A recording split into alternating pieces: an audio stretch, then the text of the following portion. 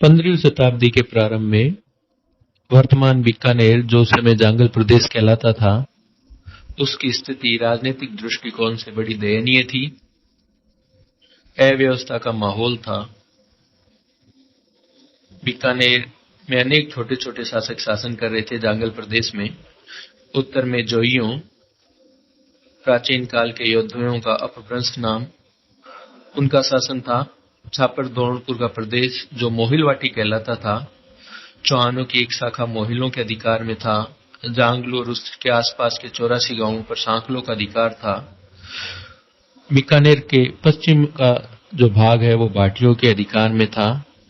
और इस प्रकार से अनेक छोटे छोटे शासक उस समय जांगल प्रदेश में शासन कर रहे थे।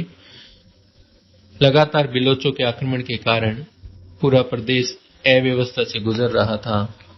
ऐसे समय में प्रदेश में किस प्रकार से सुव्यवस्था आए, शांति का वातावरण बने, इस विचार के साथ जांगलू के शासक नापाजी सांखला जोधपुर जोधा जी के पास गए और उनसे आग्रह किया कि हमारा प्रदेश, जांगल प्रदेश, किसी मजबूत केंद्रीय सत्ता के अभाव में बलोचों के लगातार आक्रमणों के कारण कमजोर होता जा रहा है। आप वहां एक नया राज्य स्थापित करें जिससे उस पर पूरे प्रदेश में सुव्यवस्था आए। नापाजी सांखला के आग्रह पर राव जोधा जी ने अपने ज्येष्ठ पुत्र बीका जी को उस क्षेत्र में एक नया राज्य स्थापित करने का आदेश दिया। और बीका जी अपने चाचा कांदल जी, मंडलो जी, रूपा जी, भाई बिदा जी, जोगा जी और अन्य साथियों बेलोजी पड़ियार, नापाजी सांखला और राजपूत सैनिकों के साथ जांगल प्रदेश की ओर रवाना हुए और सर्वप्रथम देशनोक पहुंचकर करणी माता का आशीर्वाद लिया। वहां से चांडासर और दूसरे अन्य स्थानों पर अधिकार करते हुए कोडमदेसर पहुंचे, जहां उनके सभी साथियों ने उनको उस क्षेत्र का शासक घोषित किया। सांखलों के सभी गांवों ने बीकाजी की अधीनता स्वीकार कर ली। उस समय पुगल पर भाटी राव शेखा का शासन था। करणी जी की सलाह से बीकाजी पुगल गए, जहां जाने पर उन्हें पता चला कि राव शेखा मुल्तान के सूबेदार की कैद में है। राव शेखा की ईरानी के आग्रह पर बीकाजी ने मुल्तान पर आक्रमण किया। मुल्तान के लंगों को परास्त कर राव शेखा को कैद से छुड़ाया। विजयोपरांत राव बीका राव शेखा को लेकर जब पुगल पहुंचे, तब राव शेखा ने अपनी पुत्री रंग कंवरी का विवाह बीकाजी से किया। अब बीकाजी ने कोडमदेसर के पास गढ़ बनाने का निश्चय किया, लेकिन जब भाटियों को यह पता चला तो उन्होंने उसका विरोध करते हुए जैसलमेर के रावल केहर के पुत्र कलीकर्ण को, जो कि वृद्धावस्था में थे, बीका पर चढ़ा लाए।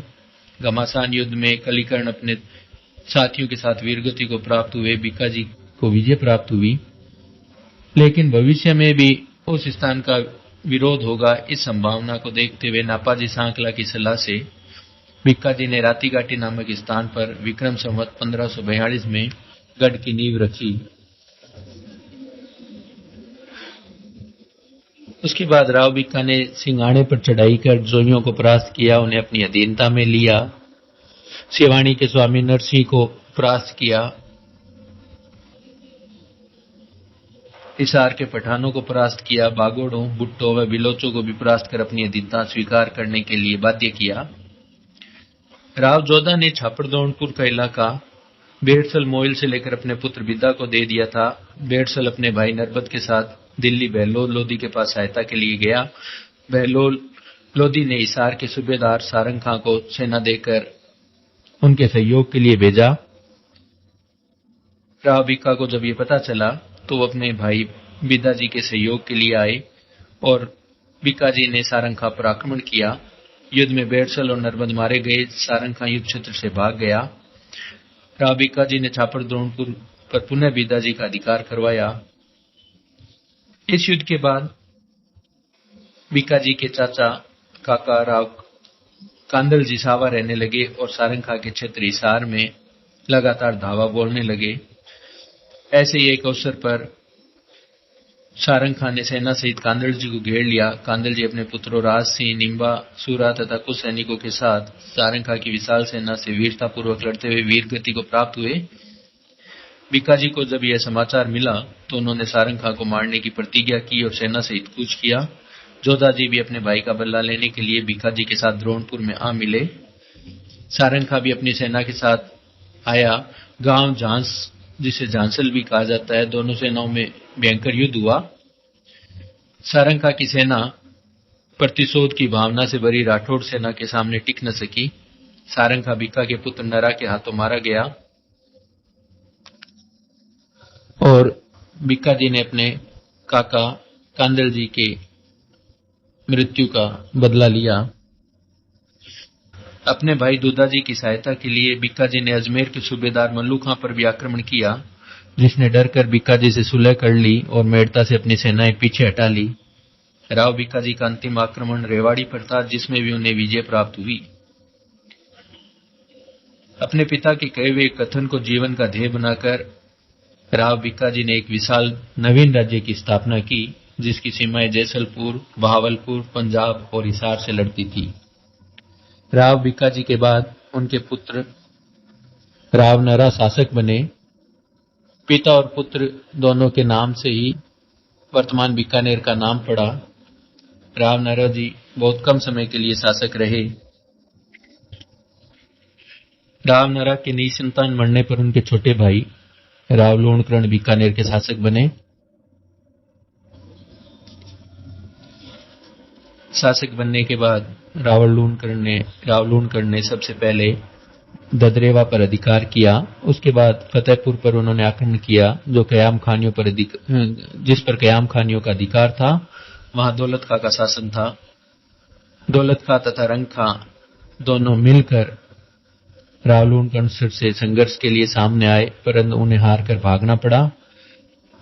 राव लूणकरण ने जब उनका पीछा किया तो उन्होंने 120 गांव देकर राव लूणकरण से सुलह की। इसके बाद लूणकरण ने चायलवाड़े पर, जो वर्तमान और हिसार के का हिस्सा जहां था, वहां आक्रमण किया और वहां पर भी अपना अधिकार किया। नागौर के शासक मोहम्मद खान ने बीकानेर पर जब आक्रमण किया तो लूणकरण ने उनका मजबूती से सामना किया। मोहम्मद खान बुरी तरह घायल हुआ और उस युद्ध में उसकी पराजय हुई। पराजित होकर उसे युद्ध क्षेत्र से भागना पड़ा। उसके बाद राव लूणकरण ने जब नारनौल पर आक्रमण किया, जहां उस समय शासक शेख अभिमीरा था, राव लूणकरण की शक्ति से वो भयभीत हो गया और सुलह करने का प्रयत्न किया, लेकिन लूणकरण ने उस पर ध्यान न दिया। और जब युद्ध हुआ तो राव लूणकरण के जो साथी थे, उन्होंने युद्ध में किनारा कर लिया।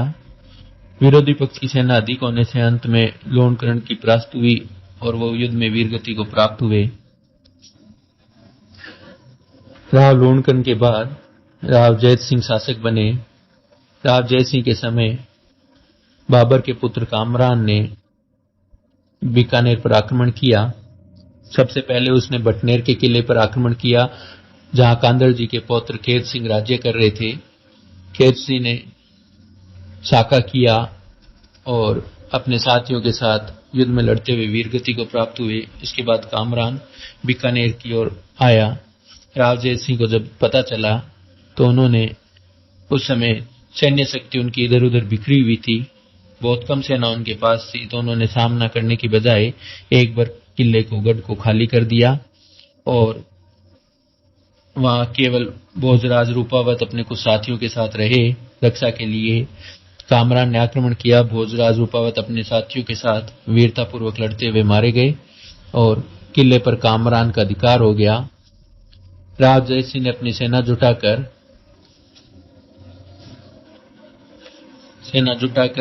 जिसमें बहुत अधिक सैनिक नहीं थे, कुछ चुने हुए, कहा जाता है 109, केवल 109 राजपूत सरदार और सैनिकों के साथ उन्होंने रात्रि के समय आक्रमण किया मुगलों की सेना पर। राठौड़ों के इस प्रबल हमले का सामना मुगल सेना नहीं कर पाई। कामरान को मैदान छोड़कर लाहौर की ओर भागना पड़ा। जय सिंह की मुसलमानों पर यह विजय राठौड़ों के इतिहास में चिरकाल तक याद रहेगी।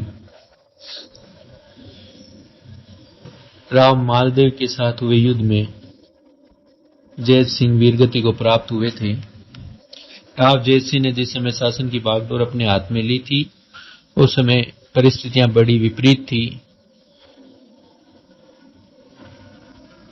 लेकिन जय सिंह वीर और योग्य शासक होने के साथ ही युद्ध नीति के भी अच्छे ज्ञाता थे। उन्होंने हर पहलू पर विचार करके अपनी नीति निर्धारित करते थे और इस प्रकार उन्होंने बीकानेर को पुनः एक सुदृढ़ स्थिति में ला खड़ा किया। जय सिंह के बाद राव कल्याण मल शासक बने और राव कल्याण मल के बाद उनके पुत्र राय सिंह शासक बने। राय सिंह जी का ज्यादा समय दक्षिण में ही गुजरा। उनके समय में ही बीकानेर के वर्तमान गढ़ जूनागढ़ का निर्माण हुआ। यह काम उनके मंत्री करमचंद के निरीक्षण में हुआ। 1589 से लेकर 1594 ईस्वी के बीच में गढ़ का निर्माण कार्य पूर्ण हुआ। राय सिंह जी की मृत्यु के बाद राय सिंह जी के पुत्र दलपत सिंह जी बीकानेर के शासक हुए। दलपत सिंह जी प्रारंभ से ही विद्रोही स्वभाव के थे। जहां उनके पिता राय सिंह शाही सेवा में थे, वहीं दलपत सिंह ने अनेकों बार शाही आज्ञाओं की खुलेआम अवहेलना की। बादशाह जहांगीर के एक सेनानायक जावदी खान ने जब सिरसा पर आक्रमण कर जोइयों और भाटियों को परास्त कर वहां अधिकार कर लिया, तब दलपत सिंह ने सिरसा पर आक्रमण कर जावदी खान को परास्त कर वहां से मार भगाया। जहांगीर को यह समाचार मिलने पर उसने दलपत सिंह के विरुद्ध एक बड़ी सेना भेजी। शाही सेना से नागौर में युद्ध हुआ, जो अनिर्णित रहा। बीकानेर का शासक बनने के बाद कुछ समय के लिए दलपत सिंह जी शाही सेवा में गए, जहां जहांगीर द्वारा उनका बड़ा सम्मान किया गया, लेकिन अपने स्वतंत्रता प्रिय स्वभाव के कारण दलपत सिंह शाही सेवा में रह नहीं पाए। खुद को वहां बंधनों में जकड़ा पा रहे थे, इसलिए शाही आज्ञा का उल्लंघन कर ठट्ठा जाने के बजाय वे अपने राज्य बीकानेर चले गए। दलपत सिंह के इस व्यवहार से शंकित जहांगीर ने जावदीन खां को एक विशाल सेना देकर दलपत सिंह के छोटे भाई सूर सिंह की सहायता के लिए भेजा। सूर सिंह के शाही सेना के साथ आने का समाचार मिलने पर दलपत सिंह अपनी सेना सहित शाही सेना का सामना करने पहुंचे। दोनों पक्षों में भयंकर युद्ध हुआ। दलपत सिंह की वीरता और कुशल सैन्य संचालन के सामने शाही सेना को परास्त होकर मैदान छोड़ना पड़ा। जावदीन खान युद्ध क्षेत्र से भाग गया और दिल्ली से और अधिक सैनिक सहायता मंगाई गई। इधर सूर सिंह ने दलपत सिंह के लगभग सभी सरदारों को अपनी ओर मिला लिया। दिल्ली से और शाही सेना पर आने पर जब युद्ध हुआ तो दलपत सिंह की ओर से केवल ठाकुर सिंह जीवन दासोत ने युद्ध में भाग लिया। अन्य सरदारों के असहयोग के कारण दलपत सिंह की पराजय हुई और उन्हें बंदी बना लिया गया। दलपत सिंह को अजमेर भेज दिया गया, जहां आना सागर के नजदीक महल में उन्हें सैनिकों की निगरानी में कैद कर दिया गया। उन्हीं दिनों एक राजपूत युवक चंपावत हाथी सिंह अपने कुछ साथियों के साथ जब अपनी पत्नी को ससुराल से लाने के लिए जा रहा था, तो आना सागर के किनारे जब वो आराम के लिए रुका, तब कुछ स्थानीय युवतियों ने उसे उपालम दिया कि तुम वैवाहिक जीवन के सुखों के स्वप्न देख रहे हो और वहीं तुम्हारा एक भाई बंदी जीवन व्यतीत कर रहा है। इन शब्दों से उद्वेलित हाथी सिंह ने अपने साथियों के साथ केसरिया धारण कर महल के रक्षकों पर आक्रमण किया। उन्हें मारकर दलपत सिंह को मुक्त कराया। अजमेर के सूबेदार को जब ये समाचार मिला तो उसने तुरंत अपने 4000 सैनिकों के साथ दलपत सिंह और हाथी सिंह का पीछा करते हुए उन्हें घेर लिया। दलपत सिंह, चंपावत हाथी सिंह और उसके कुछ साथी वीरतापूर्वक मुगलों से युद्ध करते हुए विक्रम संवत 1670 को वीरगति को प्राप्त हुए। दलपत सिंह जी के बाद सूर सिंह जी शासक बने और सूर सिंह जी के बाद उनके पुत्र महाराजा करण सिंह जी बीकानेर के शासक बने, जिनके समय में जब औरंगजेब ने छलपूर्वक एक षड्यंत्र रचते हुए सभी राजपूत राजाओं को अटक पार ले जाकर और या तो वो इस्लाम स्वीकार करे या उन सभी को वहां मार दिया जाए, ऐसी योजना बनाई, तो उसकी योजना को विफल करने का कार्य महाराजा करण सिंह जी ने किया और शाही बेड़े को तोड़ दिया। सभी ने उन्हें जय जंगलधर बादशाह की उपाधि वहां दी, उनका सम्मान किया। महाराजा करण सिंह जी के ही पुत्र पदम सिंह, केसरी सिंह, जो अपनी वीरता के लिए विश्व विख्यात हुए, इतिहास में असीम साहस, अद्भुत वीरता, अतुलनीय बल के लिए प्रसिद्ध हुए। केसरी सिंह महाराजा करण सिंह के द्वितीय पुत्र थे। उनकी माता खंडेला के शासक द्वारकादास की पुत्री थी। शाहजहां के बीमार पड़ने पर जब उनके पुत्रों में युद्ध हुआ तो अपने पिता की आज्ञा अनुसार केसरी सिंह और पदम सिंह औरंगजेब के साथ थे। दारा सिखों के साथ हुए युद्ध में दोनों भाइयों ने अद्भुत वीरता का प्रदर्शन किया। केसरी सिंह ने युद्ध में औरंगजेब की प्राण रक्षा की थी। उनकी वीरता से प्रभावित औरंगजेब ने युद्ध क्षेत्र में अपने रुमाल से अपने हाथों से केसरी सिंह के मुख पर आए पसीने को पोंछा था। युद्ध में विजय के बाद औरंगजेब ने अपने रुमाल से केसरी सिंह और पदम सिंह के बख्तरों की धूल को झाड़ा। एक बार एक बड़े विशाल सिंह को केसरी सिंह ने बाहु युद्ध में मार डाला था। केसरी सिंह का अधिकांश जीवन दक्षिण भारत में ही बीता, जहां अनेक युद्धों में उन्होंने विजय प्राप्त की और वहीं उनका देहांत हुआ। पदम सिंह महाराजा करण सिंह जी के तीसरे पुत्र थे। उनकी माता हाडा बेरीसाल की पुत्री थी। उनकी वीरता और अतुल पराक्रम की अनेक गाथाएं प्रसिद्ध है। एक बार दक्षिण में अपने पिता के साथ हाथी पर बैठे जा रहे थे, तब एक शाही मुस्लिम सेनापति जो करण सिंह जी से द्वेष रखता था, उसने उनको मारने की नीयत से अपने हाथी पर वहां पहुंचा। पदम सिंह उसकी चाल को समझ गए और उसके हाथी के ओहदे को पकड़कर हाथी को खींचकर अपने हाथी से भिड़ा दिया। पदम सिंह के इस अतुलनीय बल को देखकर शाही सेनापति डर गया और प्राण बचाने के लिए हाथी से कूदकर भाग गया। पदम सिंह जब औरंगाबाद में थे, तब उनके छोटे भाई मोहन सिंह का एक घायल हिरण को लेकर शहजादे मुअज्जम के साले मोहम्मद शाह मीर तोजक, जो शहर कोतवाल था, से झगड़ा हो गया। दोनों ओर से तलवारें चल पड़ी। मोहन सिंह चूंकि अकेले थे, कोतवाल और उसके सैनिकों से लड़ते हुए मारे गए। पदम सिंह को जैसे ही पता चला, वो दीवान खाने आए और तलवार का ऐसा तीव्र प्रहार किया कि जिस पत्थर के खंभे के पीछे कोतवाल छिपा हुआ था, उस पत्थर के खंभे को काटते हुए उनकी तलवार ने हत्यारे यवन के 2 टुकड़े कर दिए। विक्रम संवत 1739 में दक्षिण में ताप्ती नदी के किनारे मराठों के साथ हुए युद्ध में पदम सिंह मुख्य सेना से अलग पड़ गए। मराठा सरदार सामंतराय और जादूराय ने सैनिक टुकड़ी के साथ उन्हें घेर लिया। सामंतराय पर उन्होंने भाले का ऐसा प्रहार किया कि वह घोड़े सहित सामंतराय को चीरता हुआ आधा बाहर निकल गया। शत्रु सैनिकों ने उन पर चारों ओर से प्रहार किए। उनका घोड़ा मारा गया, पर वह पैदल ही वीरतापूर्वक शत्रुओं के मस्तक काटते गए। अंत में क्षत विक्षत होकर रणभूमि में गिर पड़े। अपने भाई का बदला लेने जादूराय ने घायल पड़े पदम सिंह पर वार किया।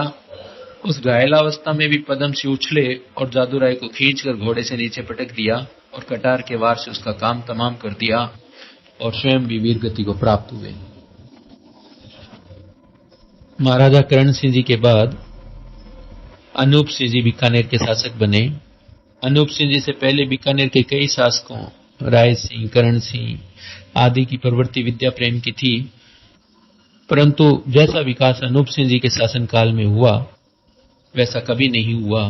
वह जैसे वीर थे, वैसे ही संस्कृत और भाषा के विद्वान थे, विद्वानों के सम्मानकर्ता और आश्रयदाता थे। उन्होंने स्वयं भिन्न भिन्न विषयों पर संस्कृत में कई ग्रंथ लिखे, जिनमें अनूप विवेक, गीत गोविंद के अनुपद्य नाम की टीका, काम प्रबोध आदि अनेक ग्रंथ थे। उनके आश्रय में कितने ही संस्कृत के विद्वान रहते थे। अनूप सिंह जैसे विद्वान थे, वैसे ही संगीत प्रेमी भी थे।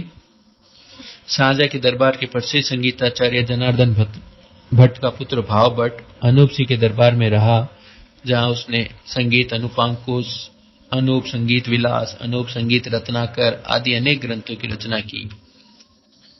अनूप सिंह स्थापत्य प्रेमी भी थे और उनका बनाया हुआ अनूपगढ़ का किला उनकी उस कला प्रियता का परिचय देता है। अपने सुयोग्य पूर्वजों के अनुरूप ही अनूप सिंह जी भी एक श्रेष्ठ शासक सिद्ध हुए। अनूप सिंह जी के बाद भी बीकानेर में अनेक श्रेष्ठ शासक हुए। महाराजा गज सिंह जी, जिन्होंने जोधपुर द्वारा आक्रमण करने पर उसका सामना करते हुए ये कहा कि पैतृक राज्य जो मेरा अधिकार है, उसके सुई की नोक की बराबर भी भूमि मैं किसी को जबरदस्ती नहीं लेने दूंगा, और युद्ध पे शत्रु सेना पर टूट पड़े जोधपुर की सेना का संचालन भंडारी रतन चंद्र कर रहा था, लेकिन महाराजा अगस्त सिंह जी के अद्भुत युद्ध कौशल के सामने जोधपुर की सेना को हारना पड़ा और वहां से भागना पड़ा। जैसलमेर द्वारा बीकमपुर पर आक्रमण करने पर उन्होंने बीकमपुर की रक्षा की। मराठों द्वारा जोधपुर पर आक्रमण करने पर महाराजा अगस्त सिंह जी जोधपुर की सहायता के लिए भी गए। महाराजा अगस्त सिंह के समय जब भट्टियों और जोइयों ने उपद्रव मचा रखा था, दाऊद पुत्रों ने अनूपगढ़ पर अधिकार कर लिया, तो उन्होंने अनूपगढ़ पर चढ़ाई की। दाऊद पुत्रों ने युद्ध क्षेत्र में सामना किया, लेकिन भागकर उन्हें अनूपगढ़ छोड़कर पुनः दौड़ना पड़ा। जोधपुर द्वारा बीकानेर पर आक्रमण करने के बावजूद भी जब जब जोधपुर को सहायता की आवश्यकता पड़ी, महाराजा अगस्त सिंह जी ने हर बार जोधपुर की सहायता की। वह उदार हृदय के स्वामी थे। विद्रोही सरदारों को भी उन्होंने क्षमा कर गले लगाया। वह कभी शाही दरबार में नहीं गए, फिर भी उनका सम्मान वहां ऊंचे दर्जे का था।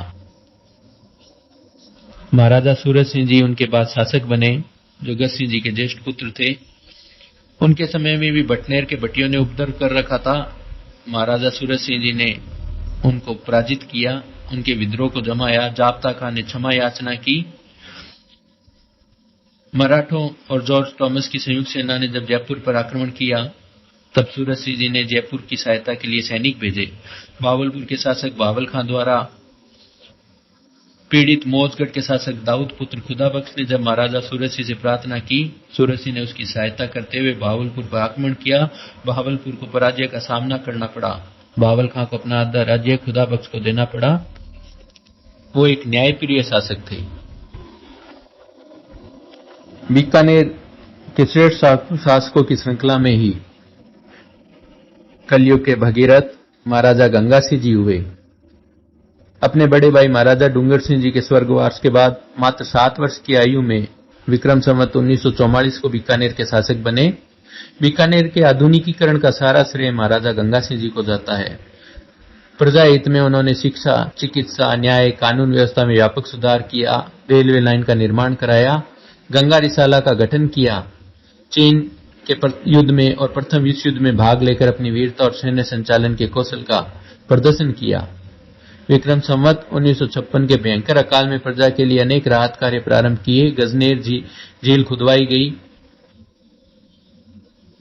गांवों तक गंगा रिसाला द्वारा अनाज पहुंचाया गया। स्थान स्थान पर पानी उपलब्ध करवाया गया। बीकानेर राज्य में नाम मात्र की वर्षा होती थी। मरुस्थलीय भूभाग था। 56 के अकाल में राज्य की जनता के कष्ट को देखकर महाराजा गंगा सिंह जी द्वारा लगातार एक ही विषय पर चिंतन मनन होता रहा कि बीकानेर राज्य में जल का अभाव कैसे दूर हो। अंत में उन्होंने सतलज नदी से नहर लाने का संकल्प ले लिया। महाराज की इस योजना का पंजाब सरकार द्वारा और बहावलपुर द्वारा विरोध किया गया, परंतु महाराजा के निरंतर प्रयासों के बाद गवर्नर ने इसकी स्वीकृति दे दी। सन 1925 में फिरोजपुर में हेडवर्क्स की नींव रखी गई और सन 1927 में नहर का कार्य पूर्ण हुआ। महाराजा गंगा सिंह जी द्वारा 20 वर्षों तक लगातार अथक रूप से किए गए कार्य का परिणाम था यह गंग नहर। नहर के आ जाने से राज्य का बंजर उत्तरी भाग हरा भरा होकर धन धान्य से पूर्ण हुआ, जो आज राजस्थान का प्रमुख अन्न भंडार है। राज्य के किसानों और जनसाधारण ने महाराज के इस कार्य की भूरी भूरी प्रशंसा की तथा उन्हें भगीरथ की उपमा प्रदान कर अपनी कृतज्ञता व्यक्त की।